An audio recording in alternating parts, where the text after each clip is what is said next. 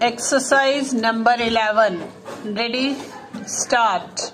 Madam, I rise firstly to support the Constitution Amendment Bill 1983, but I am not supporting the Representation of the People Bill 1988.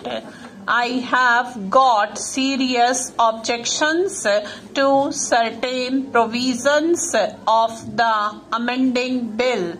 Madam, you are quite aware, and the nation is also aware, that there have been frequent promises from the side of the government that the government is very serious about bringing about comprehensive electoral reforms.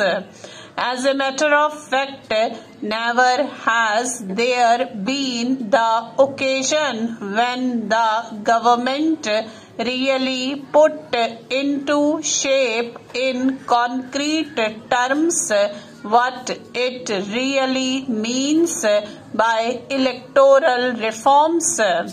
But so far as we are concerned, we put forth certain suggestions in specific form which may be considered as practical viable suggestions, propositions and ingredients to bring about appreciable changes in the present electoral system of our country. I do not venture to say that all the measures which we have suggested constitute the final ingredients for a complete and final reform of the electoral system in our country, because the concept of election changes with changing times. Since I do not have much time, I would not like to discuss it. But so far as we are concerned, we placed before the government certain ingredients which should be considered as inevitable propositions for bringing about certain changes in the electoral system.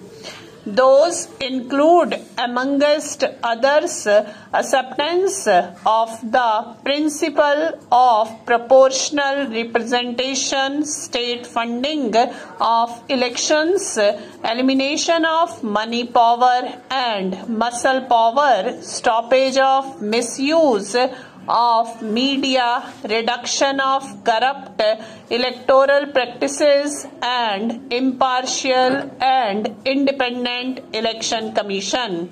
Madam, I leave it to you and to the House. There was commonality of views on these items. On certain items, even the Congress party also expressed its component and commonness in their view. But please find out these of which components have formed a part of the present bill, barring 1 and 2.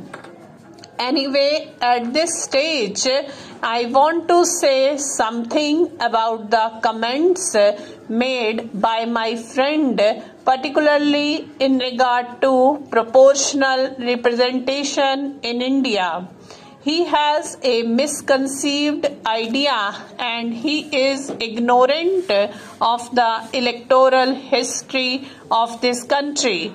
Number 1, is it a fact that always the Muslims voted for the Muslims, or that always the Hindus voted for the Hindus? Had it been the case, I think many of us would not have seen the chamber of this house, either this or that. Stop.